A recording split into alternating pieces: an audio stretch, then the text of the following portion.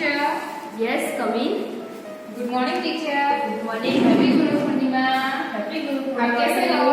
बस ठीक हूँ, आप कैसे हो? मैं भी ठीक हूँ। देखो आपके सिखाए हुए शिक्षा और ज्ञान से मैं भी आपकी जैसी टीचर बन गई हूँ। अच्छा है ना, मुझे अपने स्टूडेंट पे गर्व है कि वो भी आज टीचर है, एक गुरु है। इसलिए तो मैं स्पेशल आपसे मिलने के लिए आई, गुरु पूर्णिमा के लिए अच्छा। और विश करने के लिए आई। तो तुमने सिर्फ मुझे विश किया कि बाकी सबको भी?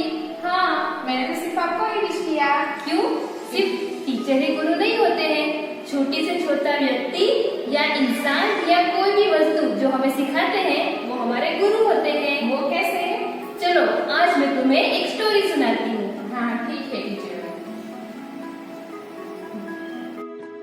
ध्यान नाम का एक लड़का था।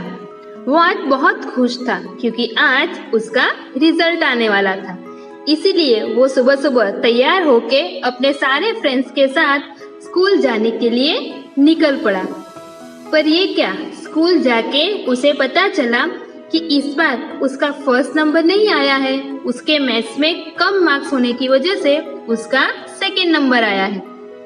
वो बहुत दुविधा में पड़ गया कि ये बात मेरे सारे फ्रेंड्स को और घर में सबको पता चली तो सब मुझे बहुत डांटेंगे, मैंने कितनी मेहनत की थी। वो एकदम निराश हो गया और चलते चलते जंगल पहुंच गया।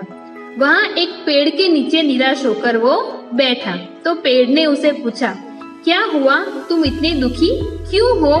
तो ध्यान ने सारी बात उसे सुनाई कि मेरा इस बार फर्स्ट नंबर नहीं आया है, मेरा सेकंड नंबर आया है। अगर ये बात सबको पता चली तो सब बहुत दुखी होंगे और मैं भी बहुत दुखी हूँ क्योंकि मैंने इतनी मेहनत की थी फिर भी मेरे कम मार्क्स आए।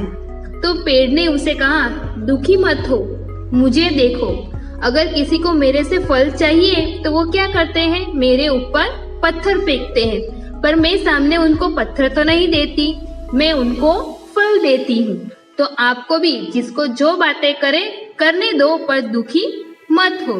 ध्यान ने कहा, ठीक है।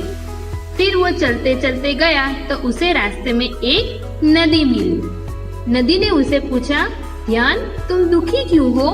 तो ध्यान ने कहा कि मेरे साथ ये सब कुछ हुआ है। उसने अपनी पूरी आपबीती सुनाई, इसलिए मैं दुखी हूँ। नदी ने कहा, मुझे देखो तुम, मैं निरंतर बहती रहती हूँ, मेरे रास्ते में जाने कितने कंकर पत्थर आते हैं, पर्वत भी आते हैं, लेकिन उनके डर से मैं बहना छोड़ तो नहीं देती, मैं हमेशा बहती ही रहती हूँ। तुम्हें भी ऐसा ही करना है। ध्यान उसकी बात समझ गया और आगे चलने लगा। आगे चलते हुए उसे सन दिखा जो एकदम गर्म था, धूप बहुत थी ना, इसलिए। सूरज ने उसे कहा, क्या हुआ, दुखी क्यों हो? ध्यान ने उसे सारी बातें सुनाई और कहा, मैं इसलिए दुखी हूँ। तो सूरज ने कहा, दुखी मत हो, मुझे ही देख लो, मैं पूरा दिन आग में तपता हूँ पर मैं पूरी पृथ्वी को उजाला देता हूँ, सबको प्रकाश से भर देता हूँ, ऐसे ही आपको भी सीखना है। तो वो ध्यान खुश हो गया।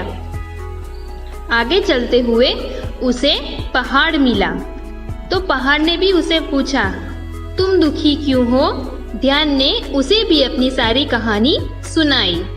तो उसने कहा, तुम मुझे देखो, मैं कितना ऊंचा हूँ, तुम्हें मुझे देखने के लिए नजर ऊंची करनी पड़ती है, लेकिन मुझे इस बात का घमंड नहीं है कि मैं इतना ऊंचा हूँ।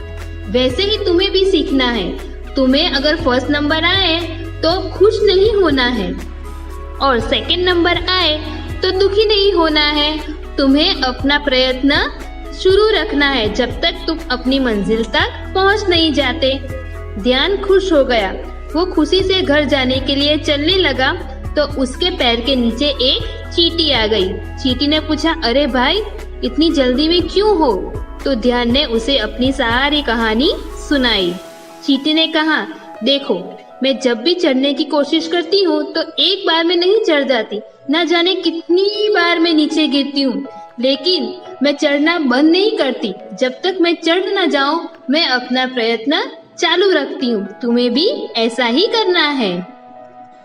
ध्यान इन सबकी सिखाई बातों को सोचने लगा और उसने सोचा, मुझे तो लगता था मेरे टीचर ही मेरे गुरु हैं, पर हमारे आसपास से कितनी सारी प्राकृतिक चीजें हैं जो हमें कितना कुछ सिखाती है, जिससे हमें सीखने को मिलता है।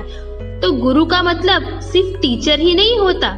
जो भी छोटी से छोटी या बड़ी से बड़ी चीज या कोई भी जो हमें सिखाते हैं वो हमारे गुरु हैं।